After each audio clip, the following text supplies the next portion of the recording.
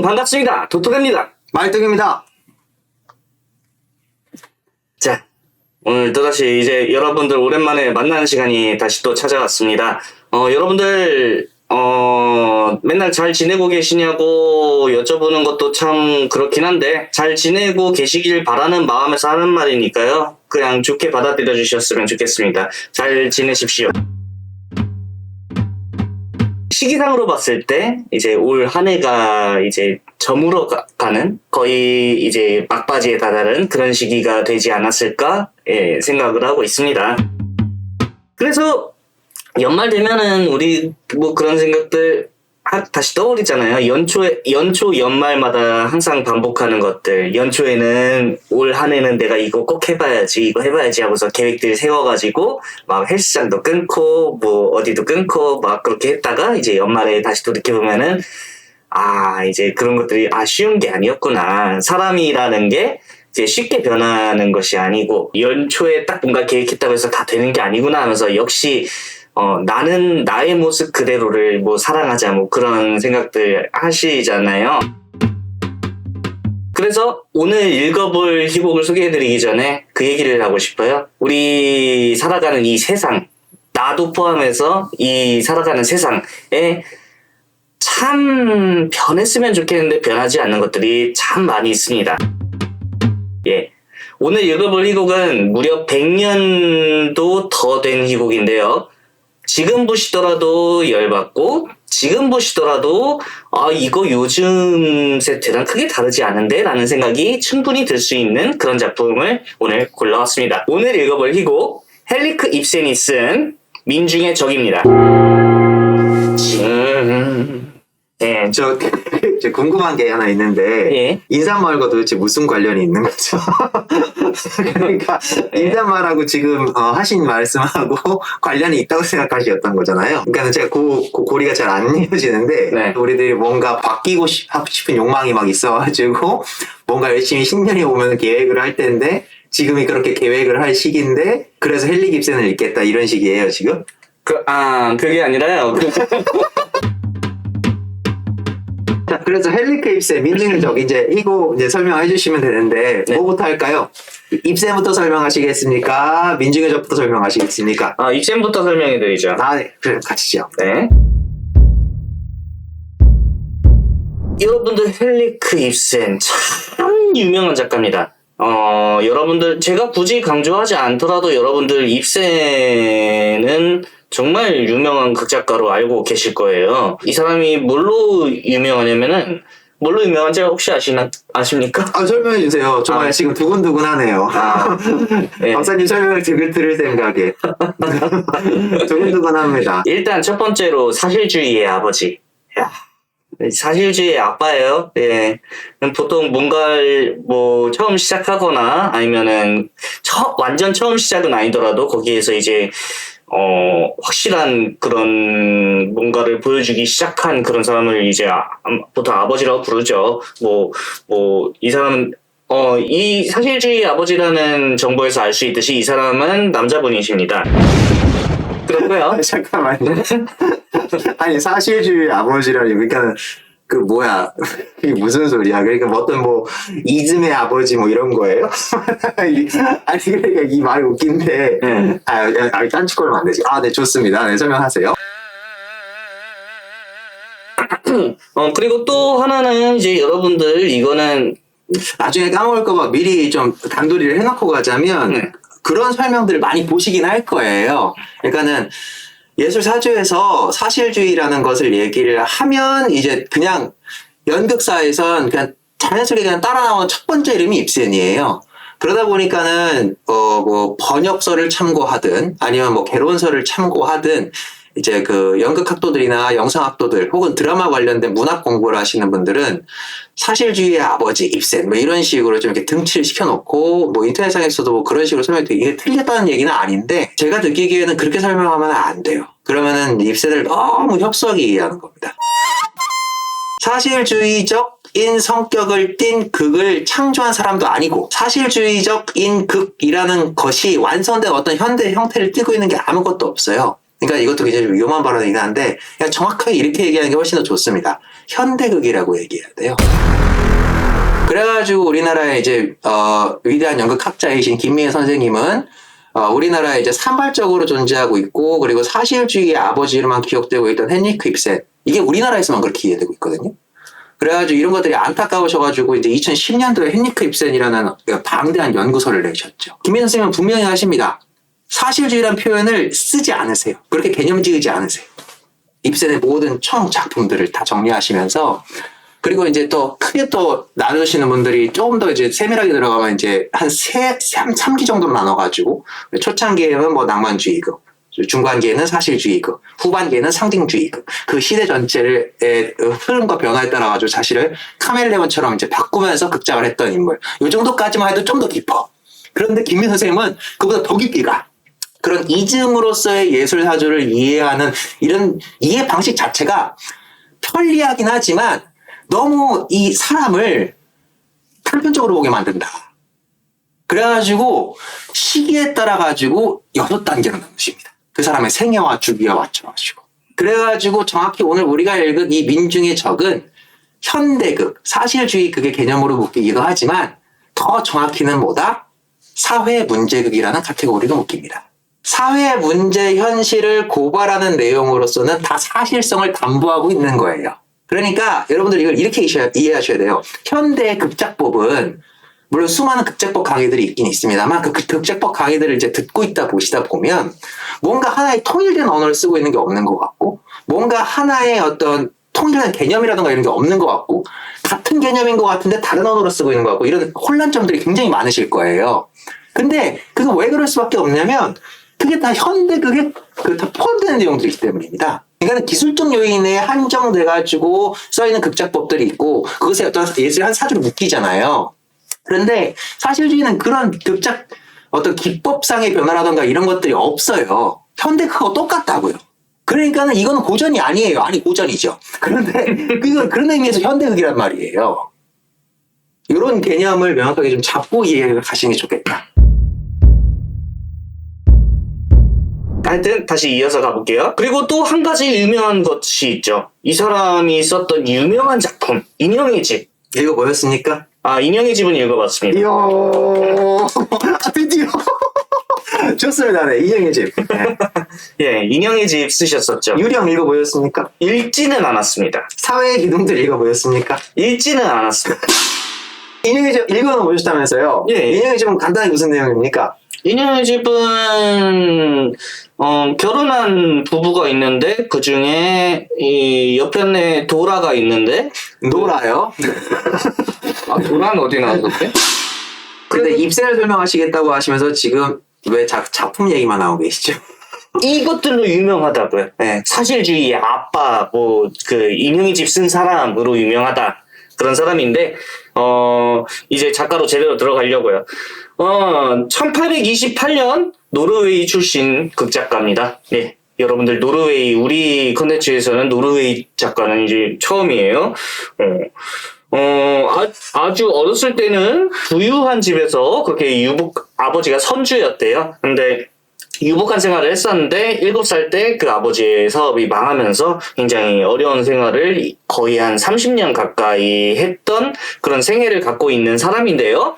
근데 아까 우리 말뚝님이 잠깐 언급을 해주셨듯이 이 사람의 작품 세계, 극작 세계랑 그의 생애랑 맞물리는 지점들이 굉장히 많아요. 근데 뭐라고 해야 될까? 유년기부터 이렇게 다 밟아나가면 이건 오늘 희곡을 거의 2편을 읽는 거거든요. 그래서 제가 곰곰이 생각을 해봤습니다. 그래서 이 사람의 생애를 다 설명하는 게 맞을까? 아니면 그런 변명을 하실 시간에 설명하는 게 더 유용하지 않을까요? 그래서 제가 민중의 적이랑 연결되는 지점이 정확히 딱 어떤 것이 있을까라고 생각해봤는데 딱히 그게 뭔가인지는 잘 안 보여서 생애 이야기는 넘어가도록 하겠습니다. 언론 자유 지수도 굉장히 높고 진짜.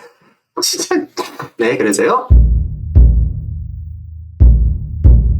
이제 바닥이십니까? 예. 네. 바닥이었습니다. 이제 태워주세요. 네. 네, 고생하셨습니다. 네, 박수. 네. 자, 그럼 이제 우리가 읽을 이제 제가 아까부터 계속 사회 문제극이라고 말씀을 드리잖아요. 그리고 사회 문제극이라고 말씀을 드리면서 사회 문제극이 곧 사실주의다 이렇게 또 오해하실까봐 이것도 단도리를 미리 해놓고 가자면 사실주의라는 것이 품고 있는 예술의 장르들이 너무나 많아요. 그러니까 사회 문제극은 그중 일부일 뿐입니다. 그러니까 사회 문제극 이퀄로 또 사실주의냐? 그것도 아니에요. 사실주의적 성향을 가진 극본들은 그러니까 이후부터는 아까부터 제가 계속 설명드렸죠. 뭐다? 현대극이라고 칭해질 수 있는 것들은 모두 다 사실주의 계열에 들어간다. 그러니까 사실주의는 이전의 예술사조에 반대해서 튀어나온 게 아니에요. 그 자체가 그냥 현대예요. 요때부터 그냥 태동을 했다라고 이제 설명을 이제 역사적으로 이제 문화적으로 설명을 하려고 하다 보니까 가리려고 하다 보니까 그럼 사실주의가 요때 태동해가지고 언제 망한 거야? 그러면 이후로는 또 상징주의 시대야? 뭐 이런 식으로 이해하시는 분들이 계실까봐 제가 이게 조심스러운 건데 사실주의는 다른 예술사조랑 다릅니다. 어떤 선언문의 형태를 가진 것이 아니에요. 사실주의 자체가 뭐예요? 곧 사실적이다라는 거. 뭐라요? 그게 뭐예요? 그게 우리들의 현상이라는 거예요. 우리들이 처한 지금 이 순간의 상식 수준에서 이해할 수 있는 현상을 다루겠다.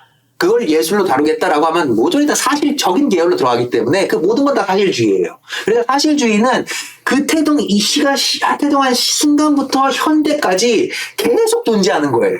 모습만 바꿔서. 그러니까는 진짜 건너문 설명으로 상징주의도 그들한테는 그들만의 사실이라고요. 그들이 세상을 바라보는 방식이니까. 그래가지고 사람들이 이걸 개념적으로 이해하려고 하다 보면 이게 그래서 어려워지는 건데, 정말 간단하게 이해하세요. 사실주의가 바로 그냥 그러니까 현대극을 말하는 말입니다. 개념적으로는. 이렇게 이해하시는 게 제일 편합니다. 그러니까 그 저변에 있는 다른 의미를 이해해야죠. 왜 그걸 사실주의라고 얘기하고 그러면 왜 자꾸 현상을 보자라는 얘기를 하느냐. 도대체 왜 현상을 보자라는 얘기를 이때 당시에 사람들이 불길같이 일어나가지고 이런 어떤 지식이나 이런 사람들이 소수지만 제발 우리 현실을 보자라고 사람들이 얘기하기 시작했는가? 이게 세계사전문학에서 중요하고 사실주의의 태동에서 굉장히 중요하고 현대극을 이해하는 데 굉장히 중요한 어떤 소스가 되는 거겠죠. 그러면 사실주의라는 게 도대체 뭐냐? 이거 다 아셔야 될 거 아니에요. 이게 뭐냐면 이전에 계속 반복적으로 설명이 되어가지고 좀 겹치는 것들도 있긴 있겠지만 이거예요. 사실주의가 태동하기 이전에는 아무리 얘기해도 그거밖에 얘기할 수 없고 이거부터 얘기해야 돼요. 빅토리아 여왕과 산업혁명 이거 얘기해야 돼요. 근데 이거를 자세하게 설명할 필요는 없어요. 왜? 여러분들도 다 아시는 내용들일 테니까. I have no idea. 아무튼 빅토리아 여왕 시대의 산업혁명과 함께 인류는 진보하고 있고 과학이 밝혀내지 못할 것은 없고 이러한 어떤 이성들로 이제 재편되는 시대예요.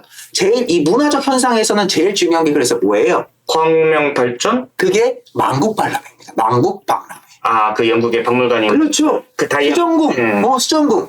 그 수정궁을 만든 사람이 누구? 빅토리아 여왕이에요. 그러니까는 자 와트의 증기기관이 딱 발명되고 나서 이전에는 에너지를 얻는 방식이라는 것이 물레방에 올리는 수력이라던가 바람으로 맞는 이 네덜란드 풍차라던가 이 정도 수준이야. 자연에서 얻는 에너지 수준이에요. 근데 증기기관 발명하니까는 석탄 떼니까는 굉장히 효율적으로 대량 생산할 수 있는 시대가 딱 도래를 해버렸어. 이러니까는 사람들이 미쳐 날뛰는 거죠 이제. 석탄 땅 캐면 나와. 땅 파면 나와. 그런데 그거 그냥 파서 여기에 넣으면 얘가 막 온 걸 다 그냥 막 인간 듯이 다 돌리기 시작해. 이러니까는 사람들이 막 이 희망찬 미래 이제 귀족들이만 쓰던 거 모든 사람들이 다 쓸 수 있겠다. 그리고 그 사람들 다 팔아먹을 수 있겠다. 이러한 것들이 이제 자본의 어떤 이런 흐름과 같이 뭉쳐서 돌아가지 않습니까? 그리고 이러한 과학의 발전과 문명의 발전. 근대 문명의 발전이라는 거니까 과학을 빼놓고 얘기할 수가 없어요. 그러니까는 과학적 발전으로 인해서 우리 문명이 발전할 수 있다는 이 믿음. 그래가지고 빅토리아 여왕이 1회 만국박람회 그때 그 개회식사에서 그렇게 얘기하잖아요. 오늘 이 순간이 인류 시대의 제일 위대한 순간이라고. 그렇게 딱 발표해요. 그리고 만국박람회 하니까는 그때 당시에 전 세계까지는 아니겠죠. 근데 우리나라까지 1회 만국박람회 소식이 전해졌다니까. 근데 유럽에서 이제 난리가 난 거예요. 이렇게 사람들의 마음속에 막 뽕푸질이 돼 있는 시대였어요. 그렇게 막 발전하고 사람들한테 희망이 막 돋고 그래가지고 이제 이 만국박람회 1회가 연구소 있으니까는 당연히 이제 이 세계적인 흐름, 저게 이제 힙해. 저게 이제 이 세계 문명을 주도할 힙한 어떤 그런 거야. 야, 2회 만국박람회 우리 프랑스 파리에서 하자. 이렇게 이제 프랑스에서 이제 2회 만국박람회를 개최하게 되는 거 아닙니까? 그런데 2회 만국박람회가 이제 프랑스 파리에서 일어나는데 프랑스 파리 만국박람회 개최하는 바로 정면에 어떤 한 예술가가 허름하게 막 가건물을 짓기 시작해요. 그 가건물에 자기가 그린 그림 60점을 탁 전시를 하면서 전시회를 엽니다. 그 미술가가 누구? 모르시겠죠? 그 미술가가 바로 쿠르베입니다. 쿠르베. 바로 망고박람회 앞에 헐만 건물로 미술 전시회를 한다고 하니까 귀족 여인들은 이제 막 흥미가 돋잖아요. 저건 뭐지? 저건 어떤 저건 무슨 희귀한 관중짓이지? 막 이러면서 피부인들이 그 그림을 보러 들어가. 왜 화가가 그래 전시했다니까. 그런데 웬걸? 그 그림 속이 너무나 흉물스러운 거야. 자기가 막 보지도 못했던 무슨 하층민들이 막 쓰레기 줍고 있거나 자기는 타지도 않는 무슨 3등 객차 열시를 타고 있는 사람들 그림이거나 이런 그림들만 널려 있어. 사람들이 막 온갖 욕을 했죠. 아니 이 위대한 이 문명의 발전 바로 가건물 앞에 이런 흉물스러운 그림을 그리고 이전에까지 보지도 못했던 그런 그림 전시는 이 미친놈 누구야? 세상 사람들이 모두 알려놨죠. 그리고 쿠르베가 그 미술 전시의 이름을 뭐라고 짓습니까? 리얼리즘이라고 짓습니다. 그러니까 쿠르베의 미술 전시회에서 나온 말이 이래서 리얼리즘이라는 예술 사조로 묶이는 거예요. 아, 그래서 사실주의 아버지 찾아봤더니 이 사람도 나왔구나. 누가 진짜 아버지인가 하고. 네. 그만하시고요. 그러니까 이전까지의 그림들은 낭만주의도요. 여러분들 고전적 미학을 파괴하라라는 어떤 지상명령을 가지고 고의적으로 다른 게 그림을 그리고 대상을 다르게 선정했지만 낭만주의 역시 어떤 숭고한 목적을 갖고 있기 때문에 그 그림 속에는 천박하거나 아주 그냥 작은 인간들 이런 것들을 그리지 않아요. 아주 천한 천출초신이라도 자신의 노력으로 자신의 개인의 의지로 이런 것들을 다 이겨내서 어떤 니체의 초인적 의지로 저 정상에 올라갈 수 있어. 이러니까 낭만적 도식이 형성되는 거 아닙니까? 낭만주의도 현실을 바라보는 건 아니었다고요. 사실주의가 여기에 분노한 겁니다. 오케이. 고전주의는 교훈적이고 모험적으로 살라는 가르침으로 살고 계몽적 지식을 계속적으로 이제 꾸준한 노력을 통해 습득을 해가면 훌륭한 인간이 될 수 있고 그럼 우리는 유토피아를 걸어갈 수 있더라고 구라를 쳤어. 근데 안 됐어. 그래가지고 낭만주의가 감정으로 폭발해가지고 튀어나와가지고 왜 그렇게 서먹게 살라고 그래. 인간은 이중적인 사람들인데 다른 양면을 보여주겠어. 이렇게 살아도 성공할 수 있어. 혹은 이렇게 살아도 고귀할 수 있어. 이런 걸 보여주겠어. 이런 게 낭만주의적 감성들 아닙니까? 그런데 그렇게 사는 놈들은 세상을 파괴하기만 해. 천판만 피워. 뭔가 세울 의도가 없어.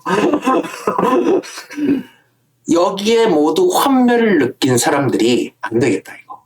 정말 사람들한테 부족한 게 무엇이지? 진짜 현실이라는 걸 애들이 모르는구나.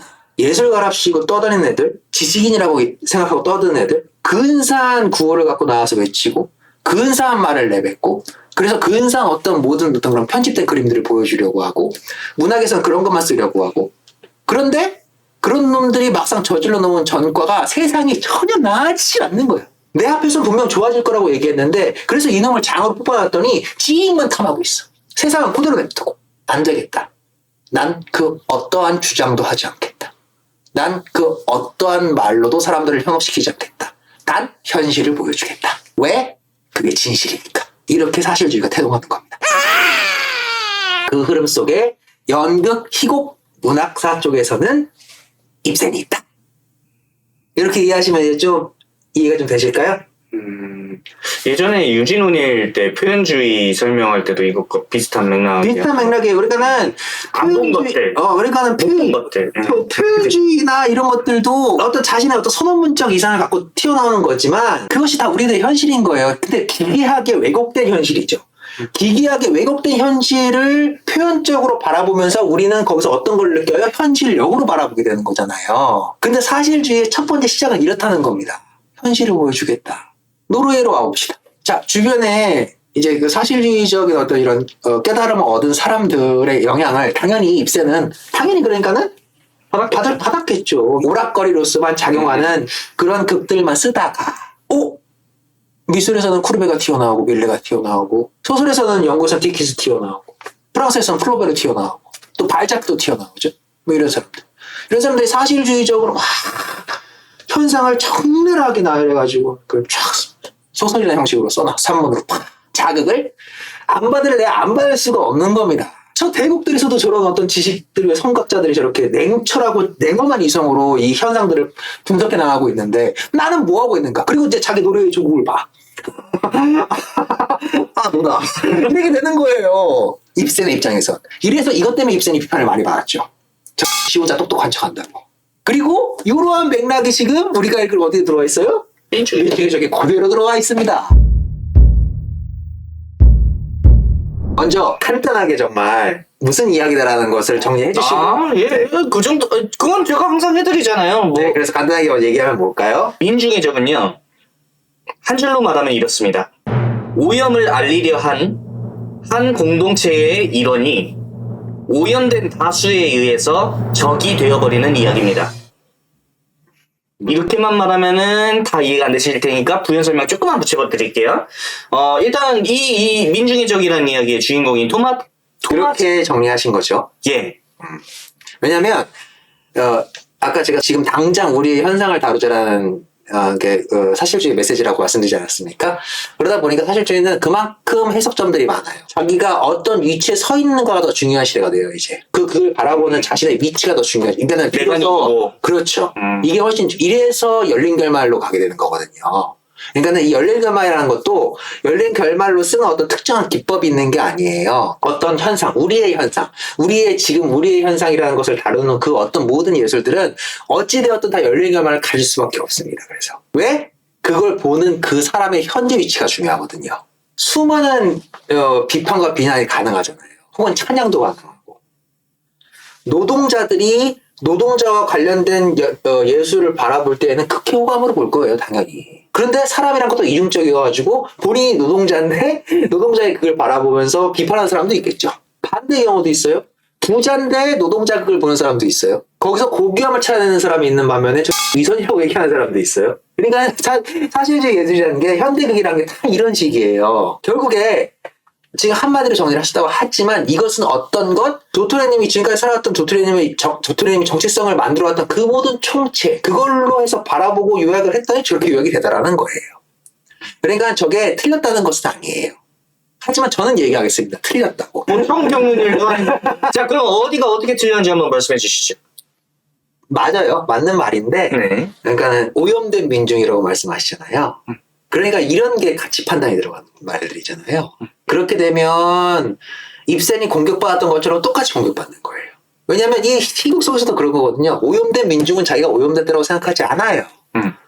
핵심이 거기 있어요. 오염된 것이 아니라 추구하는 가치가 다를 뿐이고 그 결과가 한쪽은 자연 파괴로 가는 것이고 한쪽은 인간의 탐욕으로 가는 것이죠. 그러니까는 그 모든 인간들의 해석과 다툼과 이런 것들을 다 집어치우고 남는 한 가지의 진실은 뭐냐면 민중의 적에서는 물이 똥물이 되고 있다는 거예요. 누구의 잘못으로? 인간들의 탐욕으로. 사실만을 그대로 객관적으로 전달을 하고자 했던 한 과학자 겸 의사가 수많은 인간들의 탐욕으로 인해서 민중의 적이 되어버리는 이야기가 민중의 적입니다. 왜 제가 틀렸다고 말씀했는지 좀 감이 잡히시나요? 예, 저도 이거 쓰면서 불안했거든요. 자, 1막이 딱 시작을 하면 제일 처음 배경이 되는 곳은 당연히 노르웨이의 당연히 가상의 도시예요. 사실주의 극도 다 그 정도의 눈치는 있습니다. 근데 노르웨이의 한 도시 이러니까 노르웨이 사람들은 분노하겠죠. 그런데 이제 해외 나가서 쓰고 있으니까 당연히 그런 이제 노르웨이 비판극으로 그래서 당연히 읽게 되는 거고요. 아무튼 그래서 노르웨이의 한 이제 그 도시 이야기를 다루고 있는데 거기에 이제 스토크만 박사라는 사람이 살고 있어요. 스토크만 박사는 자기가 과학자의 입장에 서 있는 사람이에요. 의사 일을 겸업하고 있긴 하지만 의사 일은 이제 생계수단형으로 쓰고 있는 거고 그 이외에 이제 과학적인 어떤 이런 실험이라던가 이런 걸 굉장히 좋아하는 성격으로 나옵니다. 그리고 굉장히 열정적이고요. 굉장히 기회가 넘치고요. 그리고 나쁘게 표현하면 다혈질이고요. 그리고 성질이 아주 트셉니다. 자기가 조금이라도 이 억울한 누명을 쓰는 것 같거나 자기에 대한 설명이 조금이라도 어긋나는 것 같다. 정치적 의도가 들어가 있는 것 같다라고 하면 바로 입 찔려서 튀어나오는 그런 사람이에요. 아무튼 그 스토크만 박사의 집에 이렇게 이제 항상 이 진실을 파헤치고자 하는 사람들과 언론인들은 항상 함께하고 싶잖아요. 뭔가 새로운 걸 발견해내는 사람인 것 같고, 뭔가 언론 거리를 계속 이제 새로운 문명의 거리를 집어넣어주는 사람인 것 같으니까, 언론인하고 친해. 그 지방에 있는 언론, 이 언론의 이름이 민중의 전령이라는 신문이에요. 근데 굉장히 영세한 신문사야. 거기에 있는 편집장하고 이제 수석 기자 같은 느낌의 그 두 명을 자기 집으로 초대했어요. 그래서 저녁 식사를 하는 이러한 장면이에요. 그래가지고 그 민중의 전령이라는 곳에 있는 편집장 이름은 이제 호브스타드라는 사람이에요. 호브스타드라는 사람과 이제 빌링그라는 이제 그 수석 기자가 와가지고 저녁 식사를 대접하고 있어요. 그래가지고 이제 그 부인이 이제 뭐 소고기 스테이크 썰어서 막 구워주고 막 이렇게 하기에 시작해서 이제 밥을 막 먹고 있고, 스토크만 박사는 미리 밥을 먹고 잠깐 아이들 데리고 산책 나가 있는 이런 상황에서 공연을 시작을 하는데, 이제 갑자기 냅다 시장이 찾아옵니다. 그 도시에 시장이 찾아와요. 시장이 딱 찾아 들어오니까는 사람들이 아주버님 무슨 일이세요? 알고 보니까 토마스의 형님은 그 지역의 시장이에요. 스토크만 박사의 형님이 페트레 스토크만이거든요. 이 페트레 스토크만이 그 지역의 시장이에요. 갑자기 불쑥 찾아와가지고 뭐 이런저런 얘기를 막 하는 것 같은데, 가만히 얘기를 듣고 있다 보니까 결국 하는 말이 뭐냐면 온천에 관련된 이제 이 흥망성쇠를 얘기를 해주는 거예요. 이 지역이 다른 데에 비해서 굉장히 좀 가난한 동네야. 그래가지고 언제고 이 지역을 좀 부유하고 부강하게 만들 수 있는 이 아이디어가 늘 목말랐던 동네였는데, 동생이 아이디어를 준 거예요. 이 동생인 스토크만 박사가 아이디어를 줬는데, 무슨 아이디어를 줬냐면, 우리 지역 지질이나 이런 것 좀 자기가 좀 관찰을 해보니까 온천이 나올 수도 있다. 그러니까 지질 조사 좀 해보고, 그래가지고 우리 온천 개발을 해서 관광도시로 만들면 어떻겠느냐는 아이디어를 스토크만 박사가 오래전에 줬던 거예요. 그런데 이 아이디어를 주고 나서 이제 시장의 입장으로 이제 주변 유지들 데리고 막 하다 보니까는 정말 온천이 터졌어. 정말 온천이 터져가지고, 이것도 이제 자세한 설명이 박사님이 읽으신 거에서 나왔는지 안 나왔는지 모르겠습니다만, 동생을 배제해요. 그 아이디어를 준 동생은 배제하고 유지들한테만 그 몫을 다 띄워주고서는 온천 개발에 들어간 거예요. 근데 동생은 그런 거에 섭섭해하지 않았어요.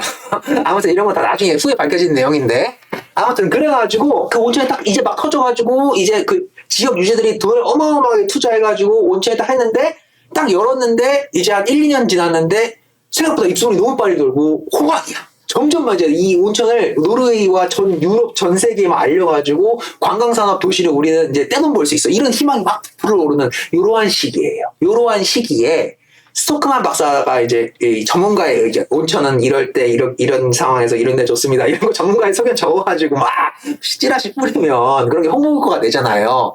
그러니까는 이 민중의 전령이라는 이 신문사 사장도 스토크만 박사한테 계속 이제 온천의 효능이나 이런 것에 대해서 과학적으로 연구된 어떤 이런 글 같은 거 좀 주십시오. 저희 신문에 실겠습니다. 이런 거 받으러 온 그날 저녁이에요. 그래가지고 이제 저녁을 막 먹고 있는데 이제 스토크만 박사가 이제 탁 들어오죠.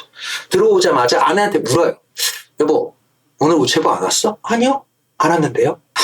왜 이렇게 안 와? 막 이러면서 굉장히 짜증을 냅니다. 여기서부터 이제 좀 이제 그게 진전되기 시작하죠. 스토크만 박사가 기다리고 있던 그 우체부의 그 편지는 뭐냐면, 작년 겨울인가? 어떤 이 환자들이 자기를 찾아오기 시작을 했는데, 그 환자들이 우리 지역에서는 전혀 있을 수 없는 뭐 티푸스, 뭐 위장염, 막 이런 온갖 질병을 달고 조금씩 나타나기 시작한 거예요. 그래가지고 물어봤어요. 근래 어디 좀 해외 다른 데를 좀 다녀오셨어요? 아니요. 저 몇 달간 여기 근처에 와가지고 온천한 거밖에 없는데요. 이런 얘기가 나오니까 스토크만 박사가 그럼 온천에 문제가 있나? 라고 생각을 해서 온천물을 떠서 이제 그 화학자한테 이제 그 검사 이거를 보낸 거예요. 이 물 좀 검사 좀 해달라고. 그 결과를 기다리고 있는 상황이었습니다. 그런데 이제 그 와중에 시장과 이제 이 뭐 편집인과 이런 사람들의 이제 이 온천의 호황과 이제 이것을 어떻게 발전시킬까 이런 얘기만 이제 하고 있는 상황인 거죠. 그런 상황에서 이제 시장 형님이 나가시고 이제 딸 페트라는 그 지역의 교사예요. 딸 페트라가 이제 딱 들어오자마자 아빠한테 편지 왔는데, 그러니까 야 이거 왜 네가 갖고 있어? 그러니까 나 아침에 출근할 때 우체부 만나서 받았다가 바로 돌아올 수가 없어가지고 그냥 갖고 왔다 지금 왔지. 그래서 이제 딸내미를 막 혼내면서 그거를 바로 딱 뜯어가지고, 여러분 이거 굉장히 귀중한 거니까 잠깐만 기다리세요. 내가 안에 들어가서 좀 확인 좀 하고 올게요. 하고서 이제 싹 들어갑니다. 그러니까 이제 분위기가 지금 뒤숭숭해지죠. 그래서 저게 무슨 건데 저렇게 나와요? 그러니까 몰라요. 저희가 하는 말 수식이 어려워서 저 무슨 말인지 잘 몰라요. 뭐 좀만 기다려 보세요. 나오겠죠. 잠깐 하면서 이제 페트라와 이제 그 빌링과 이제 이때 당시 노르웨이 현 상황 이런 것들 잠깐 얘기합니다. 근데 이런 거 다 주변적인 이야기를 뺄게요. 그러고 나서 이제 스토크만 박사가 이제 방에서 갑자기 유메카 하고 외치면서 이제 탁 튀어나와가지고, 제가 정말 획기적인 발견을 했습니다. 이거를 당장 내일 신문에 실어야 합니다. 제가 엊그제 며칠 전에 준 그 온천 관련 효능 기사 그거 아직 안 나갔죠? 아직 안 냈죠. 박사님이 미루라고 해서 안 냈는데 왜요? 아 참, 방금 전에 시장님이 와서 온천 관광 이거 홍보해야 되니까 저번에 주셨던 글 그거 빨리 실으라고 언지를 주셨는데 그거 지금 당장 실어도 될까요? 막 이런 식으로 얘기를 하는 거예요. 그러니까 스토크만 박사가 그거 실으면 안 된다고. 이전에 내가 그렇게 써놨던 글들 다 폐기해야 된다고. 그거 싫지 말고 이제부터 제가 얘기하는 진실을 지으시라고 딱 이렇게 얘기를 합니다. 그러면서 그 검사 결과지를 딱 보여주면서 얘기를 하는 거죠. 온천이 오염됐다. 온천에 온갖 박테리아와 세균이 득식을 했다. 내가 이거를 작년 환자 왔을 때부터 발견해가지고 긴가민가 했는데 그냥 내가 떠벌리면 사람들이 미친놈 취급할까봐 내가 요즘 사태 추이를 지켜보면서 이 검사 결과 올 때까지 기다리고 있었다. 이게 그 검사 결과다. 그러니까 이제 이 언론인들은 난리가 난 거죠. 우리 도시의 이 황금줄인 이 온천에서 이런 어마어마한 이게 병의 원상이라고? 그래서 그거 우리 민주주의 전령에서 제일 먼저 속보로 때립시다. 이런 식으로 해서 이제 화기애애해졌어요. 화기애애해져가지고 이제 호브스타드랑 빌링이 역시 우리 박사님은 문명인이시고 도덕적이시고 양심적이신 분이십니다. 우리가 적극 당신을 후원해드리겠습니다. 이렇게 하면서 1막이 끝나게 되는 거예요. 2막은 며칠 뒤 시작이에요. 감사원에 보고서를 보내놨어요. 감사원에 보고서를 보내놓고 이제 그 상황을 기다리고 있는 거죠, 스토크만 박사는. 그런 상황에서 이제 스토크만 부인이 막 옆에서 걱정해요. 당신 이거 들쑤셔가지고 우리 가정에 뭔가 위해가 생기면 어떡해요. 막 이러면서 이제 또 걱정하고 있어요. 그러니까 여보 뭐 그런 걸 걱정하고 있어. 금방 끝나. 그리고 사람들은 진실을 얘기하면 충격은 먹겠지만 금방 내 의견을 들어줄 거야. 내 편 들어줄 거야. 넌 걱정하지 마. 이렇게 호기롭게 딱 있는 거죠. 그러는 와중에 갑자기 문을 푹 열고서는 장인 모르텐 킬이라는 사람이 찾아옵니다. 근데 이것도 이제 이후에 읽다 보면 이제 그 느낌을 좀 알게 되지만 이 모르텐 킬이라는 사람은 사위인 스토크만 박사를 극히 아주 하등한 사람으로 봅니다. 이런 게 이제 입센이 이 사실주의 이후 그리고 이제 자본주의 현대사회에 들어서고 나서 지식인들이 무슨 취급을 받는가 이런 것들을 보는 어떤 단편이 될 수가 있거든요. 자본가들이 지식인을 무시하잖아요. 그러니까 돈이 최고인 세상에서는 지식인이 개차반 취급을 받게 되기 때문에 세상 물정 모르는 세상 물정 모르는 바보들 취급을 받기 때문에 그런 뉘앙스가 좀 나요. 모르텐 킬한테서. 왜냐하면 모르텐 킬은 부자거든요. 그리고 사위한테 자기가 부자인 걸 말하지도 않아요. 그냥 무시만 해요. 아무튼 장인이 왜 찾아왔느냐? 페트라한테 얘기를 들었다는 거예요. 온천작물이 똥물이라는 얘기를. 그 말이 정말 사실이냐? 이렇게 온 거예요. 그런데 이 모르텐킬이 그 말을 듣고 찾아온 이유는 뭐냐면 여기도 이제 자세하게 나중에 나오지만 모르텐킬은 원래 이 지역에서 원래 자기가 시장이나 어떤 구이용 같은 걸 해먹어보고 싶었어. 돈이 많이 쌓이면 그런 거 하고 싶잖아요. 해먹어보고 싶었는데 이 사위인 스토크만의 형의 이 정치 세력 때문에 자기가 모함을 받고 억울하게 쫓겨났다고 생각하는 사람이에요. 그러니까는 온천작물이 똥물이고 그 온천장을 지금 관리하는 사람은 이 도시의 시장이니 요 사태가 확실한지를 확인하고 이걸 갖다가 이제 자기가 공격해 먹을 어떤 이런 심산으로 그걸 확인하러 찾아온 거죠. 그러니까 스토크만은 맞아요, 장인어른. 온천작물이 똥물입니다. 이렇게 얘기를 하니까는 너 내가 그렇게 안 봤는데 또 야심 있는 녀석이었구나. 무슨 야심이요? 내가 그런 걸 모를 것 같아 임마. 응? 니네 젊은 애들 우리 놓친 애들 항상 멍청하다고 무시하고 막 이러는 것 같지만 결국 속 다 똑같은 인간놈들 아니요. 그러니까는 예전에 그런 정치적 보복을 당하는 사례가 있어. 그런데 이제 온천을 관리하는 시장이라는 게 제대적으로 홍보하고 막 몸이 건강해지는 온천물이라고 홍보를 해놨는데 이게 똥물이야. 그러니까 정치적 공격을 할 수 있는 아주 좋은 기회잖아요. 그리고 자기의 사위 스토크만이 이걸 자기가 똑같은 목적으로 자기 형을 공격하려고 하는구나. 그래가지고 싫어하지만 응원해주러 온 거예요. 이런 게 딱 보이죠. 아무튼 그래가지고 스토크만이 장인어른 저 그런 건 모르겠고 정말 위급한 상황이기 때문에 이거 정말 우리 이 도시에 있는 사람들 다 병들 수도 있어서 제가 지금 빨리 알려야 돼가지고 알리는 겁니다. 이렇게 이제 얘기를 하고 장인은 그렇게 뭐 아닌 척하고 있어. 뭐 그렇게 도덕적이야? 근데 네가 계속 추진하겠다면 내가 후원금 좀 내줄게. 걱정하지 마. 앞으로 돈 문제 있으면 나한테 연락해. 이러면 틱 나가버리죠. 그러고 나서 이제 기자들이 착 찾아와요. 일망에서도 아까 호버스타드랑 빌링이 찾아와요.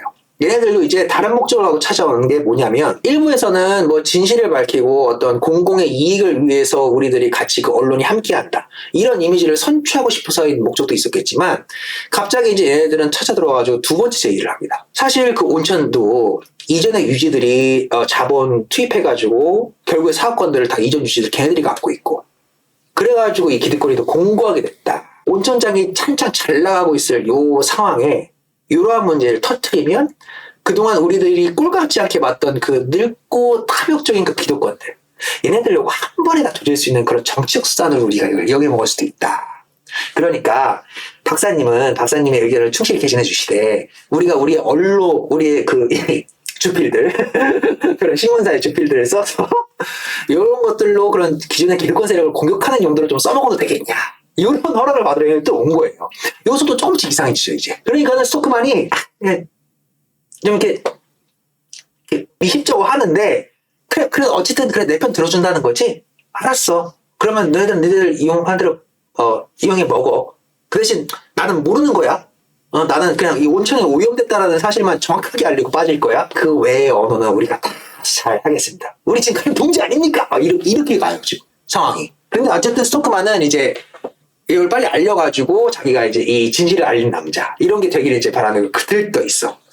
그러는 와중에 이제 그 편집이 나오고 기자가 딱 나가고 형인 시장이 갑자기 벌컥 열고 찾아오죠. 그러니까는 감사 보고서를 보냈잖아요. 그 감사원도 어쨌든 시장 밑에 산하기관이니까 시장이 그 감사 보고서를 읽은 거예요. 그래가지고 시장이 딱 벌컥 찾아오자마자 이제 집안의 분위기가 냉랭해지죠. 어떻게 형님이 반응할지를 뻔히 아니까. 그래가지고 마누라랑 페트라한테는 잠깐 방에 들어가 있어. 그래서 형님하고 얘기 좀 할게. 형님은 딱 들어오자마자 바로 이렇게 얘기합니다. 너 무슨 목적으로 이러는 거냐? 여기서부터 이제 느낌이 달라지셔야 되죠. 무슨 목적이냐뇨. 그냥 온천이 똥물이라고요. 사실 사람들한테 알리겠다고요. 그 외에 아무런 목적이 없는데요. 나 방금 나가다가 빌링하고 호브스타도 봤거든. 걔네들하고 너 무슨 얘기했어? 무슨 얘기냐뇨. 그냥 사실을 실체한 얘기를 했지. 정말 그것뿐이냐? 너 내가 지금 널 신뢰할 수가 없는 게, 내가 너 시골에서 왜 불러올렸는지 알아? 왜 불러올리셨는데요? 이전에 이 스토크만은 그냥 이 공부만 좋아하는 이 정말 이 너드라서 가난하게 살아도 그냥 이제 공부하고 실험하고 이런 걸 좋아하면서 이 도시의 시골 쪽에 살고 있던 사람이었거든요. 그런데 요 온천 사건 있을 때쯤 해가지고 형이 좀 이 재정적 지원을 해가지고 좀 근사한 집걸 한여도 넣어주고 막 이런 좀 재정 지원을 한 상태예요. 그걸 얘기하는 거거든요. 재정적 지원도 하고 이런 이유가 왠지 알아. 그러니까는 뭐 그냥 저는 형님의 동생에게 베푸는 호의 같은 거라고 생각했는데요. 내가 누구야? 시장이잖아. 그런데 사람들이 나한테 얼마나 손가락질 했는지 아냐? 저 시장 동생이 저렇게 가난하게 사는데 그냥 모른 척하고 그냥 내 편 쳐놓고 있다고 얼마나 손가락질 했는지 알아? 사람들이란 그런 것이다. 너도 바라지 않고 나도 네가 그런 걸 바라지 않는 걸 알고 있지만 나는 너에게 그 정도로 온정을 베풀면서 나의 이 명예와 위신을 지키려고 하는 사람이다. 나는 너에게 그런 신뢰를 보여주었거늘 너는 이 문제가 터지자마자 나랑 상의할 생각을 하질 않고 기자들과 먼저 쑥덕거려? 그렇게 문제가 커진 다음에 그 뒷수습은 온전히 다 내가 감당해야 되는데, 그리고 내가 감당한 걸 넘어서서 이게 얼마나 이 도시에 큰 존폐를 갖고 올지 넌 정말 몰라서 지금 이렇게 지금 섣부르고 이제 멍청하게 행동하는 거야? 이렇게 얘기가 되는 거죠. 그러니까 스토크만은 억울해합니다. 저 이 사회에 해악을 끼칠 의도는 전혀 없고요. 이 사회에 해악을 끼치나요? 제가 무슨 그런 의도가 저한테 어디 있단 말입니까? 그게 아니라 저는 오히려 이 사회를 위해서 하는 얘기입니다. 당장 그 온천 지금도 사람들이 이용하고 있잖아요. 그 사람들 줄줄이 병에 걸릴 거예요. 이 사람들 이거 멈춰야 되지 않겠습니까? 오히려 저는 공공의 이익을 위해서 지금 진실을 밝히려고 하는데 이 도시를 해악이 그 무슨 소리십니까? 네가 감사 보고서를 보내자마자 내가 이게 지금 무슨 얼마나 큰 문제가 될지가 지금 이게 두려워가지고 제가 온갖 데 다 알아보고 왔다. 그랬더니 아무튼 결론은 뭐냐? 그 온천을 지금 네가 터뜨려가지고 중단하게 되면 개보수 비용에만 수십만 크로네가 들어가고 온천 중단 이후에 그 개보수하는 기간에 최저 2년이 든단다. 지금 우리 이 가난한 도시, 그리고 이 가난하게 있는 사람들, 그리고 이제 돈 못 벌어가지고 맨날 가난하게 살아가지고 이 기운 없이 사는 시민들이 온천 하나로 그 부가 효과로 지금 조금씩 다들 돈을 모아가고 있고, 그 사람들이 조금씩 부유해지고 있고, 사람들이 희망찬 미래를 바라보면서 살아가고 있는 이 상황에서 네가 발견한 그 진실 하나 중요하다고 떠벌리게 되면 2년 동안 사람들이 그대로 다 이 도시에 있는 모든 사람들 다 그대로 주저앉게 된다. 너 이런 거 다 고려하고 지금 이렇게 이 사단을 꾸린 거냐? 이러니 내가 지금 너의 저희를 의심하지 않을 수가 있냐? 형님이 이렇게 얘기를 하는 거죠. 그러니까 스토크만은 여기서부터 그게 2년이나 걸리는 저 그런 거 몰랐어요. 제가 건축의 문외한이잖아요, 형님. 이 송수관공사 이런 거 문외한이잖아요. 그러니까 그런 거 몰랐고 의도도 없었고 그러니까는 그런 거 없고 근데 발표도 해야겠습니다. 이렇게 되는 거예요. 그러니까는 형님이 이렇게 얘기하는 거죠. 그래서 어쩔 건데? 내가 내 명성에 대해 걱정하는 것 같지만 그것도 다 이 도시의 복지를 위해서다. 도덕적 권위가 없으면 난 공공의 이익을 위하는 쪽으로 이런저런 사건들을 처리할 수가 없어. 그래서 다른 이유들도 있지만 네 보고서가 온천관리부에 제출돼서는 안 된다는 게 나한테는 아주 중요해. 공공의 행복을 위해 철회해야 돼. 내가 나중에 이 문제를 토론에 붙일 거고 그때 조용히 우리의 최선을 다할 거다. 아무 일 없는 것처럼 해야 해. 이 끔찍한 일이 글자 하나라도 대외적으로 알려져서는 절대 안 돼. 저렇게 형님이 얘기하시면서 이제 이 스토커만 박사가 이 지금의 당장의 수입이 이 온천장 의사 여기서밖에 나오지 않고 있었거든요. 너 내 하급 부하야.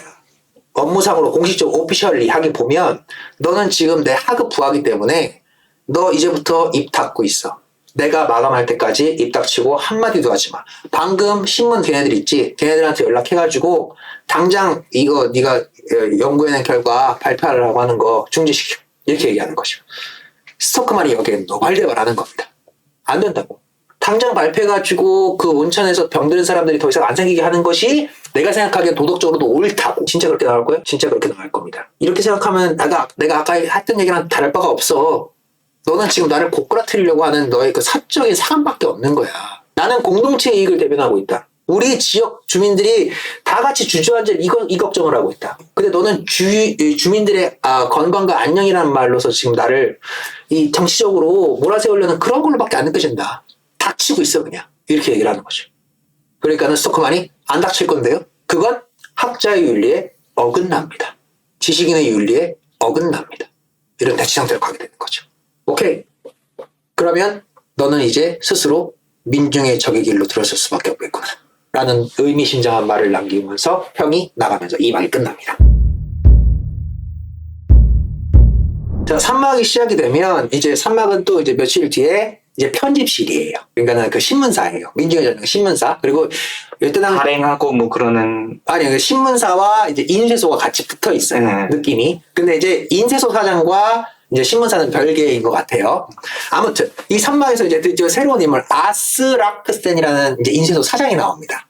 그런데 이 인쇄소 사장의 느낌을 가만히 보고 있다 보면 이제 보다 보면 알게 되겠지만 지금의 현대로 비교해 보면 언론 스피커들 같은 느낌이 좀 나요. 그러니까 이 사람이 말하면 사람들이 믿는 약간 이런 느낌이 좀 나는 인물이에요. 인쇄소 사장을 경험하고 있지만 인쇄소 사장은 자기 생계수단이고 이 사람은 어떤 온건한 민중의 대변자? 약간 이러한 느낌을 갖고 있는 것 같아요. 그래가지고 지역에 있는 수많은 회장의 회협회들과 자기가 여러분들 이렇게 갑시다! 라고 이렇게 하면은 선동들이 이 집단들이 좀 있는 것 같아요.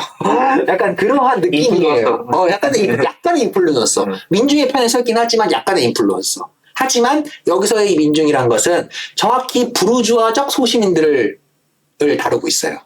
그러니까 자기 재산만 지키면 돼 라고 생각하는 집단들이 있잖아요. 이러한 소부르주아들의 어떤 장 같은 느낌이에요. 공식은 아니지만. 아무튼 이 3막 되면 이제 그래서 신문사가 됐는데 이제 이 신문사는 이제 난리가 났잖아요. 그래가지고 야 우리 이걸로 또 발행 부수 좀 더 올릴 수 있다. 작은 신문사라고 깔봤던 수많은 이 자본가들, 이 지역 유지들 얘네들한테 한 번 매길 수 있다. 막 이러한 생각에 이제 막 흥이 돋아 있고 아스라크스는 아유 뭐 좋은 일을 하면서 저도 돈 많이 벌면 또 좋죠라고 얘기하면서 그 인쇄업을 도와주려고 하는 이러한 분위기예요. 그러한 분위기 속에 이제 스톡홀m 박사가 착 찾아옵니다. 방금 이제 형하고 싸우고 왔잖아요. 그러니까는 빨리 찍어내고 싶어. 제가 지금 올린 보고서에 갖고 계시죠? 이겁니다. 제가 몇 자도 수정해 왔어요. 자, 하나의 오자도 없이 그대로 빨리 찍어주십시오. 그래서 저는 잠깐 스토커만 박사가 잠깐 있으니까 나가보겠습니다. 그래서 나가죠. 이 사이에 수많은 일이 있는데 이거 다 쳐낼게요. 지금 시간 많이 지나서. 아무튼 그러고 났는데 이제 그 스토커만 박사 나가자마자 갑자기 아스라크센이 아이고 이러시면 안 됩니다. 이러면서 막 인쇄소에서 막 난리를 피워요. 그래가지고 호브스타드랑 빌링이 무슨 일이야? 여기서 인쇄소 안을 이렇게 빼꼼 들여다봐요. 무대를 어떻게 꾸미라고 했냐면 전면에는 그 신문사 편집실이 보이고 유리창 조그맣게 해서 뒷면에 인쇄소가 보인다. 이렇게 꾸미라고 했거든요. 그래가지고 빼꼼 이러고 들어갔더니 갑자기 호브스타드가 화들짝 놀라면서 아이고 실장님 언제 들어오셨습니까? 아 뒷문으로 들어오셨다고요? 왜요? 아 이쪽으로 오시죠. 시장이 찾아온 거죠. 시장이 찾아와가지고 이제 얘기를 딱 하는데 여기서 이제 시장이 이제 말을 이제 구워 삼기 시작하는 거죠. 어떻게? 팩트로 구워 삼지만 결국엔 이런 식으로 구워 삼는 거예요. 내 동생 스토커만이 지금 찍으라고 해서 지금 다들 이렇게 하고 계신 거죠. 아유 우리 호브스타드 편집장님 제가 기사 잘 보고 있습니다. 그리고 정치인이라는 언사들 있잖아요. 언제나 바른 팩트를 다 다뤄주시고 언론의 참 모습을 보여주고 계십니다. 우리 빌링 기자님 우리 수석 기자님 아니신가? 이제 곧 대기자님 되실 거잖아요. 이러면서 막 이러면서 잘하잖아요. 처세 잘하잖아요. 원래 정치인들. 이렇게 하면서 근데 저는 제 동생의 이 혈기가 늘 걱정이에요. 동생이 가만 보고서 딱 보면서 제가 정말 눈물을 흘렸습니다. 우리 원천장이 정말 이렇게까지 나쁜 게 흐르고 있어. 그런데 여러분들 그건 아세요? 라고 하면서 이제 얘기를 시작하기 시작한 거죠. 독을 풀기 시작합니다. 어떤 독을? 사실의 독을. 제가 그래서 이걸 어떻게든 개보수하고 싶어가지고 백방으로 돈을 구하러 다녔습니다. 그래서 막 전문가한테도 물어보고 뭐한테도 물어봤어요. 결론적으로 수십만 크로네가 들어간답니다. 우리 동생이 그런 얘기 하던니까? 응? 이걸 고치는데 수십만 크로네가 들어요? 아니 저희 다들 그런 얘기 안 하셨는데요? 그렇습니까? 그런데 제가 좀 더 알아보니까 우리 지역 유지들이 이거 다 자기 돈 투자해가지고 연 5천장 아닙니까? 그런데 이 지역 유지들한테 제가 이 얘기를 싹 했더니 야 우리가 지금 거기에 투자한 돈이 얼마인데 이걸 다시 연지 얼마 되지도 않았는데 여기에 또 이걸 뜯어고치라는 돈을 더 내란 말이냐. 우리 지금 낸 투자금 회수도 못했는데 우리도 못 낸다. 이렇게 나오시는 거예요. 그래가지고 제가 뭐라고 했느냐. 그럼 우리 주민들이 병 들어갑니다. 해외에서 관광 오면 난리 날지도 몰라요. 그러니까는 그분들과 회의한 끝에 우리 시민들의 세금으로 고칠 수밖에 없다라는 결론에 도달했습니다. 라고 독을 풀죠.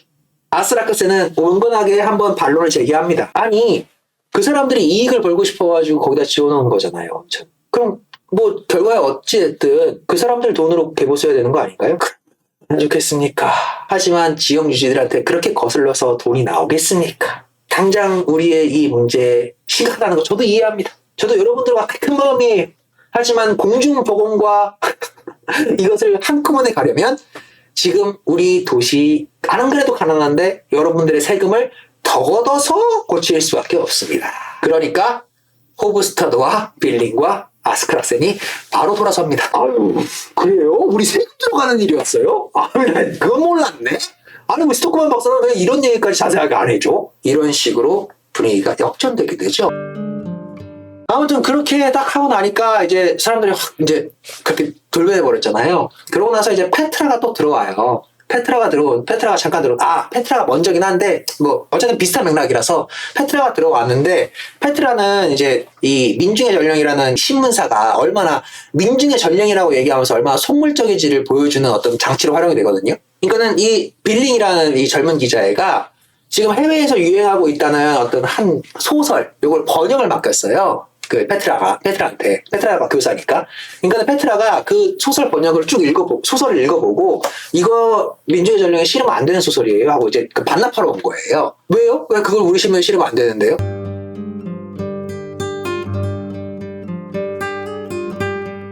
그렇게 딱 물어보니까 페트라가 그렇게 얘기해요.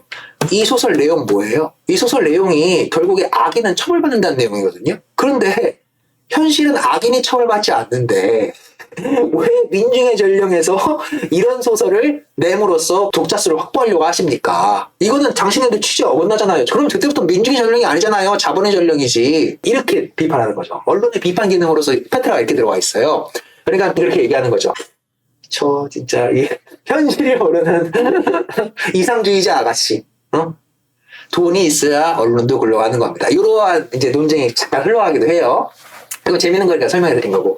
아무튼 그래서 그렇게 돌아섰고 입장이 바뀌어서 그 와중에 스토크만 박사가 다시 이제 마음이 급해가지고 찾아봅니다. 스토크만 박사가 막 찾아오니까는 시장이 급하게 이제 막 어이씨 동생하고 만나기 싫은데 이러면서 다시 인쇄실로 숨어요. 인쇄실로 숨으니까는 스토크만 박사가 자 인쇄 잘 들어가고 있어요? 이제 다 됐어요? 막 이렇게 딱 왔는데 다들 분위기가 좀 이상해. 그러니까 스토크만 박사가 이제 낌새를 눈치를 채죠. 왜들 이러실까? 하고 딱 봤는데 저기에 형의 모자하고 지팡이가 있어. 하고서는 이제 그 형의 모자랑 지팡이 갖고서는 막 이제부터 내가 시장이다 이러면서 혼자 막 놀고 있어요. 형이 이제 이제 보다 못해가지고 티 나오죠. 어떻게 회유는 다 잘 됐어요?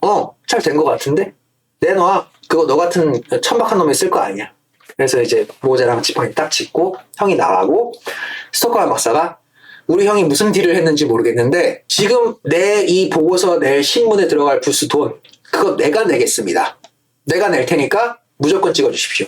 근데 여기서 아스라크센이 반대합니다. 왜 저희들한테 진실을 말씀하시지 않았죠? 제가 계속 말씀드리지 않았습니까? 온건하게 가시라고. 왜 자기한테 불리한 증언은 빼고 우리들한테 신문을 찍으라고 하셨죠? 전 이것으로 인해서 우리 인쇄소에 들어올 공격 못 버텨냅니다. 못 찍어드립니다. 이렇게 입장이 바뀌게 되죠. 호브스타드랑 빌링한테도 물어봐요. 자신네들의 입장이 바뀌었냐고.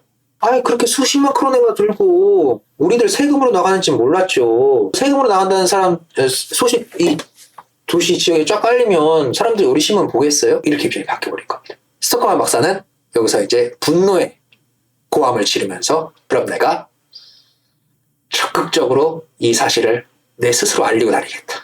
너희 같은 비겁한 존재들하고는 더 이상 같이 일 못하겠다. 내 보고서 갖고 와. 해서 인쇄하던 보고서를 뺏어들고 다시 밖으로 나가게 됩니다. 자, 그래서 산막에서 이제 인쇄업자도 돌아섰어. 기자들도 다 돌아섰어. 그러니까 이제 스토크만은 강인한 기계, 이 정신을 가지고 열정, 열혈 이걸 가지고 혼자 이제 강연을 하러 돌아다니면서 사람들한테 이 사실을 알리겠다. 이렇게 선전포고를 한 셈이죠. 그러고 나서 이제 제가 아까 일부 설명할 때 시간이 없어가지고 설명 안 해드렸습니다만 막 사귄 친구가 있어요. 호르스테르 선장이라는 베타라는 백군 한 친구를 그때 사귀었었거든요. 그래서 그때 같이 이제 그 초대를 했었어요. 이제 설명해 드릴 거지만 오막가면 핍박받기 시작하거든요. 스토크만 박사의 가족이. 그럴 때도 적극적으로 스토크만 편에 서 있는 유일한 정상인입니다. 우직한 사람이에요. 그래서 이 호르스테르 선장이 이제 산막에서 강연을 다닌다고 하니까 시장이 막 으름장 났었거든요. 네가 어디 공공장소나 공공집회 열 수 있는 공간 빌려준다는 데 있으면 내가 싹 다 막을 거다. 너 강연 못할걸? 이렇게 막 으름장 났었거든요. 그러니까는 진짜 아무데도 못 구했어. 아무데도 못 구해가지고 이 호르스테르 선장이 자기 집을 빌려준 거예요. 민회 및 강연의 장소로 자기 집을 빌려준 거예요. 그래가지고 이제 호르스테르 선장은 그러면 선생님 저희 집에서 하시지요. 이렇게 해가지고 이제 자기네 집으로 이제 딱 사람들 다 불러 모은 거예요. 그래서 이제 지역에 이제 이 사태를 좀 알고 있거나 소문을 들은 사람들이 이제 다 몰려들었어요. 시민들이 다 몰려들었고 이제 시민들이 몰려들은 와중에 이제 막 쑥덕쑥덕 하는 거예요. 야 스토크만 박사가 뭐 이거 뭐 병영군을 발견했다는 소문이 들던데 그거 진짜야? 아 몰라 오피셜로 나온 게 아무것도 없는데 그럼 헛소리 아무도 믿지 마. 그냥 내가 생각하기에는 그냥 지 형한테 자격지심이 있어가지고 그런 것 같은데 뭐 이런 얘기들 막 왔다 갔다 하고 있는 거예요. 그러는 와중에 이제 우리의 이제 주인공들이 한두씩 다 들어오는 거죠. 뭐 빌링 들어오고 호브스타도 들어오고 막 이렇게 하는 거예요. 그런 와중에 이제 민회의 첫 번째 강연 이제 자리니까 이제 호르스테르가 이제 그 스토크만 박사의 가족들을 이제 한 곳에 다 이제 배치를 하면서 이렇게 혹시 모를 소요 사태가 있을 수 있고 폭력 사태가 있을 수 있으니까 이쪽 구석에 숨어서 앉아 계십시오. 이렇게 얘기하는 거죠. 그래가지고 이제 스토크만 박사가 이제 사람들이 다 모여 있는 상태에서 딱 연단에 올라섭니다. 연단에 올라서자마자 갑자기 시장이 딱 난입을 해요. 아 형님 여기는 무슨 일이십니까? 제 강연 들어오셨습니까? 이렇게 얘기하니까 네 강연 들어온 건 아니고 아니 나는 시장이고 우리 지역민들이 관심사는 이제 민회를 열었는데 내가 참석 안 할 수 있냐 이러면서 이제 또 온 사람들이 박수를 받으면서 막 있는 거죠. 근데 느낌이 여기서 좀 약간 이상해요. 시장에 들어올 때 막 몇몇이 막 와 하늘 박수를 쳐. 아마 뿌락치를 심어놓은 게 아닐까 싶어요. 아무튼 그러면서 분위기를 막 몰아가기 시작합니다. 어떻게 몰아가느냐? 야 이건 민회다. 여기는 민주국가고 민주국가는 토론으로서 합의를 이뤄내는 자리다. 그러니까 누구 하나의 독단적인 의견으로 어떤 사안을 몰아가려고 하는 중상모략이 있으면 안 된다. 그러니까는 너 지금 온천장에 대해서 강연할 거 아니었냐? 그리고 온천장의 나쁜 점에 대해서 강연할 생각이었지? 지금 우리 여기 있는 모든 시민들 다 온천장으로 먹고 사는 사람들인데 지금 네가 그것을 그렇게 해가지고 나쁜 여론 생기게 만들면은 우리 경제사정 어떻게 되겠냐고. 그러니까 우리는 이건 토론회 장으로 가야 된다. 강연회장이 아니라 형님 이거 제 강연회 자리로 마련한 자리입니다. 이 사람들한테도 그렇게 광고했고요. 아니 그러면 안 되지. 그게 우리 지역 경제에 굉장히 위험한 사안인데 여러분 그렇지 않습니까? 그러니까 몇몇 막 뿌라치들이 막 옳소 시장님 옳소 막 박수씩 막 해요. 자 토론회장으로 바뀌었으니 이제 토론을 하려면 누가 있어야 돼? 의장이 있어야 될 거 아니야? 사회자가 있어야 될 거 아니야? 하지만 나는 사회 보지 않겠다. 나는 시장이니까. 나는 형평성, 공평성을 아주 중요시하는 사람이다. 그러니까는 의장은 누가 하는 게 좋겠어? 이렇게 딱 시민들한테 질문을 던져요. 그랬더니 마치 대기했다는 듯이 시민들이 아스라크센이 의장을 해야죠. 그 사람만큼 온건하고 모든 사람들의 의견을 다 들어주는 사람은 저는 보지 못했습니다. 막 이러면서 여기서 막 네 명이 막 소리를 질러. 그러니까 사람들이 뭐야 그래서 맞나? 아스라크센 이러면서 갑자기 아스라크센을 의장으로 몰아요. 그래서 스토크만 박사가 해가지고 이거는 토론 자리가 아니라 내 강연 자리 하려고 하는 게 이제 막 부인이 말리셔요. 이런 목소리는 아무도 듣지 않아요. 자제하세요. 네, 그럼 토론으로 개박살을 내겠다. 이렇게 되는 거죠.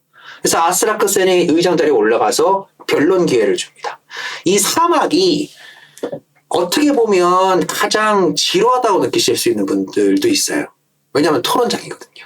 토론을 하는 이 막이에요. 그래가지고 이 용어도 좀 어렵게 느껴지고 이 토론의 맥락이라든가 이런 것들이 잘 안 짚히고 하나 삐끗하면 다음 대사가 잘 안 읽혀요. 그러니까는 이런 대사들이 이제 사실주의극에서 가장 중요시하는 치밀함이거든요. 치밀함.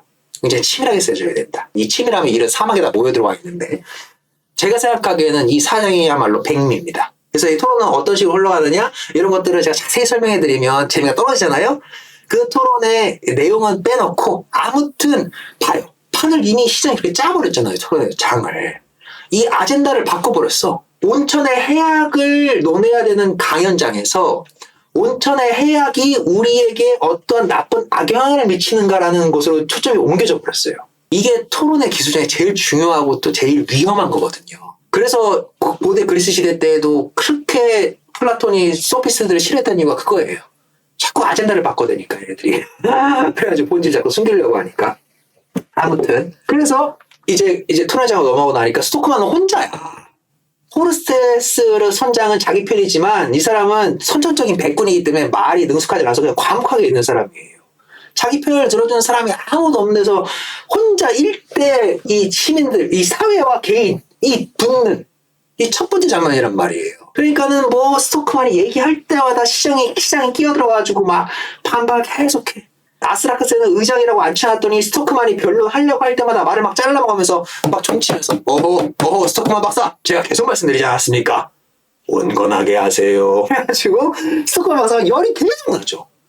열이 계속 나고 자기 얘기는 들어주지도 않고 자꾸 경제 사정에 대한 얘기만 하고 이러는 와중에 이제 스토크만 박사가 폭발을 해버리고 합니다. 그래서 자기의 강연의 본질적인 내용은 얘기하지도 못하고 이제 이것 때문에 이 희곡의 질이 낮아졌다라고 이제 비판하시는 분들도 있어요. 근데 저는 그래서 질이 낮아졌다고 생각하는 사람들하고 좀 생각이 좀 달라요. 오히려 그래서 질이 더 높거든요. 왜냐하면 그게 현상이잖아요, 사실. 지식인과 지성인도 이 비합리적 이성과 비합리적인 어떤 뭐 이것이 뭐 총체고 이것이 사회고 이것이 옳은 길이고라고 얘기하는 이 거대한 비합리에 몰아세워지면 그 이성인들도 이성을 놓칠 수밖에 없거든요. 그래서 이 글에서 이야기하고 저는 주제를 스토크만의 입을 통해서 직접 이야기하게 됩니다. 알았소 시민 여러분, 이 지도층 인사들에 대해 좀 더 말씀드리겠습니다. 제가 방금 말씀드린 내용을 듣고 제가 오늘 저녁 그 사람들의 목줄을 잰다고 생각하신 분들이 있다면 틀리신 겁니다. 완전히 틀리신 거라고요. 왜냐하면 저는 죽어가는 정신세계의 이 유물들이 다행히도 스스로 저 세상으로 가리라는 희망이 있기 때문입니다. 저 세상으로 빨리 가기 위해 그들에게 의사는 필요 없습니다. 그러나 그들이 사회에서 가장 위험한 사람들은 아닙니다. 우리의 정신세계를 오염시키고 우리가 딛고 서 있는 이 땅을 부패시키는 존재들은 그들이 아닙니다. 그들이 우리 사회의 진실과 자유의 가장 위험한 적이 아닙니다. 네, 이름을 대죠. 이게 제가 어제 찾아낸 위대한 발견입니다. 진실과 자유의 가장 위험한 적, 그건 바로 절대 다수입니다. 네, 이 빌어먹을 자유로운 절대 다수입니다. 바로 그들입니다. 이젠 아시겠죠? 이 대사 때문에 그렇게 비판을 받은 거예요, 입센이. 왜냐면 입센이 민주정을 쓰고 스토크만의 생각은 내 생각과 거의 다를 바가 없다. 이렇게 편지에 쓴 내용도 있거든요. 분신. 그러다 보니까는 사람들한테 그렇게 욕을 많이 쳐먹은 거예요. 이제 느낌이 좀 오시죠? 그러니까 내용적으로 놓고 보세요. 과학자들이 뭔가 그러니까 이게 사람들의 이중성이 이런 데서 나오는데 뭔가 위중하고 뭐가 발견됐다라고 하면 또 거기에 믿어서 그 과학자들의 뭐 말을 또 믿잖아요. 덮어놓고 권위는 믿는데 그 과학자가 자신들한테 이 불리한 어떤 사실을 발견한 것에 대해서는 그 과학자를 사이비로 몰아요. 이게 인간의 이중적인 특성인데 똑같은 거죠. 그러니까 과학자를 신처럼 여겨서 그래요. 그래서 생기는 문제거든요. 아무튼 그래서 이제 저 열이 터진 사람이 이제 스토크만이 이 감정의 이 분노를 주체하지 못하고 이 사회의 해악은 절대 다수다라는 이 대의민주주의 자체를 부정하는 듯한 말을 해버리게 되는 거죠. 이래서 강연장의 장소가 난장판이 됩니다. 끌어내려라 저 진짜 지만 너 진짜 똑똑한 줄 아는 저 오만한 저거 대의민주주의야말로 진정이 국민이 주인이 된 유일한 체제인데 이 절대 다수가 지금 당신의 말이 이상하다라고 얘기를 하고 있는데 지금 그걸 안 믿고 너만 옳다고 지금 얘기하고 있느냐 이런 식으로 이제 이 사람은 공격해 들어가기 시작하는 거죠. 스토커만 박사는 여기 굴하지 않습니다. 계속 얘기해요. 무지랭이들한테 투표권 주면 안 된다 막 이렇게까지 가요. 무지한 놈들한테 투표권 주면 찌익만 탐하는 놈들이 득실하게 되고 그 득실하게 나는 놈들이 최악의 지도자를 뽑게 된다. 최악의 상황으로 가게 된다.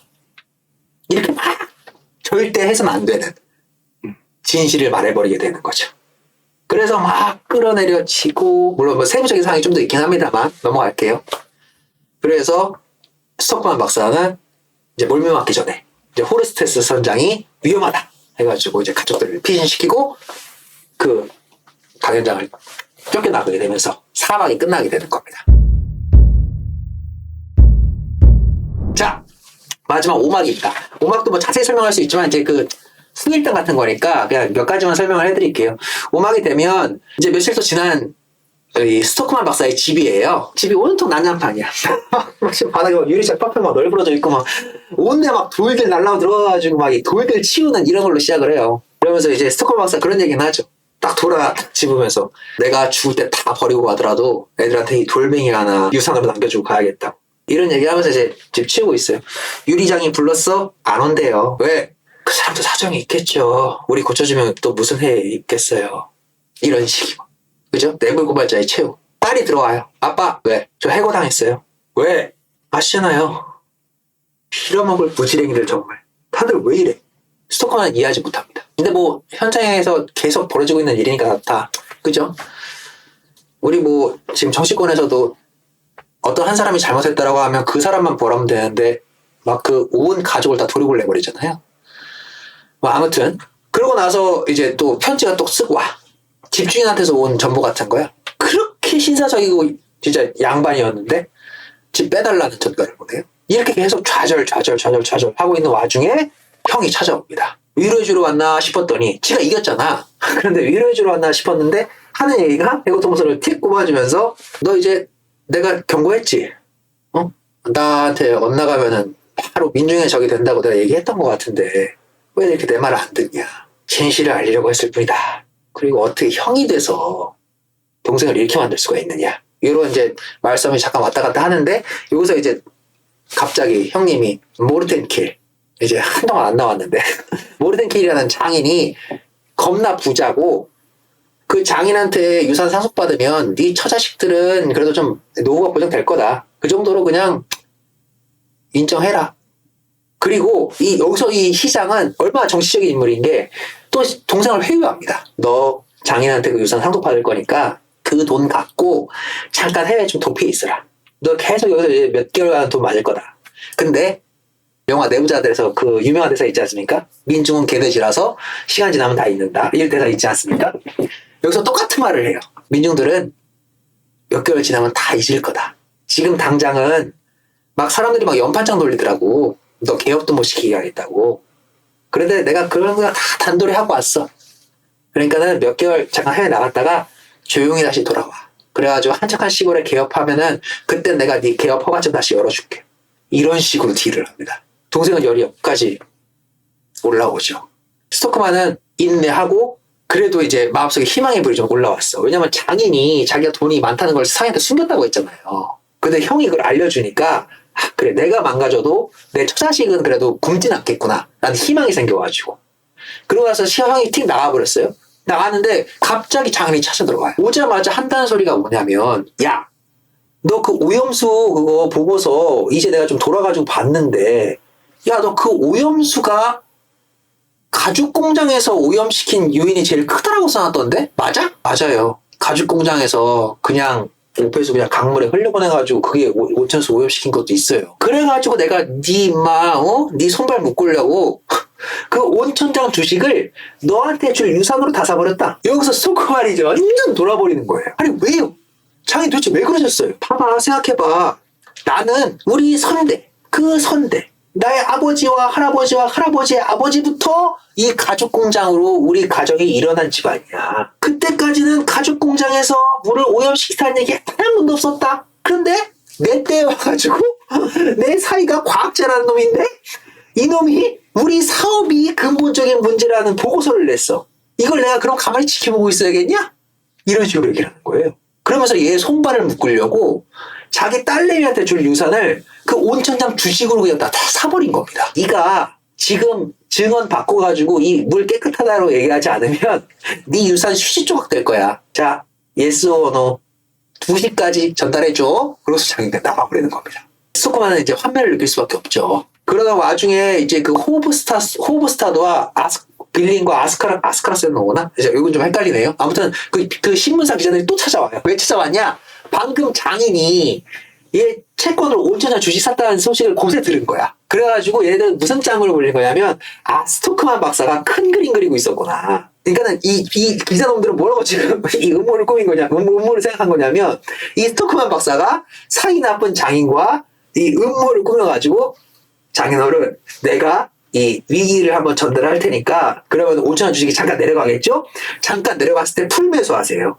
그런 다음에 내가 증언을 바꾸면 다시 이 주식이 급상나니까 우리 재산이 불어날 겁니다. 이렇게 작전 짠 거 아닌가? 이렇게 의심병이 돋아가지고 호프스타드랑 빌링 얘네들은 이제 곧 스토크만이 엄청난 유산을 상속받을 수 있을 거라는 그런 대략을 검했다고 생각하고 얘한테 돈 받으러 왔어. 이제 당신 이미지 세탁 우리가 도와줄 테니까 우리 신문사에 좀 후원 좀 하십시오. 이런 딜을 하러 온 거예요. 여기서 이제 스토크만은 이 환멸나는 세상과 이제 절연하기로 합니다. 방망이를 들고 막 사람들한테 다들 쫓겨나가고 이제 스토크만은 마지막에 굳은 결심을 하면서 막이 끝나게 되는데 또 이것 때문에 사람들이 또 이게 또 질이 자꾸 떨어진다라고 얘기를 해요. 왜냐하면 인형의 집에서 노라는 이러한 지긋지긋한 위선과 지긋지긋한 어떤 이런 사람들의 이 반응에 환멸을 느껴가지고 진정한 자아 정체성과 오염되지 않은 어떤 지지를 찾기 위해서 노라는 집을 나가버리잖아요. 그러니까 그 공간을 노라가 떠나면서 끝난 도식을 취했는데 스토크만 박사는 이 땅에 뿌리 박고 싸우겠다라고 다시 말합니다. 니들이 나를 공격하고 니들이 나를 아무리 돌팔매질을 한다고 하더라도 나는 이 땅에 뿌리 박고 끊임없이 진실을 외치면서 이 땅에서 싸워나가겠다라는 굳은 결심을 하고 그 길 끝나요. 그리고 가족들도 응원해주면서 끝나요. 손잡아주면서. 아빠는 할 수 있어요. 여보, 위험하지만 당신을 응원해요. 라고 하면서 공연이 끝을 내게 됩니다. 어떠셨습니까?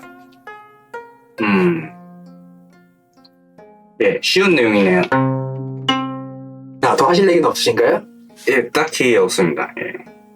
재밌네요. 본인이 읽으신 거하고 좀 내용이 다른가요? 제가 설명해드린 거하고?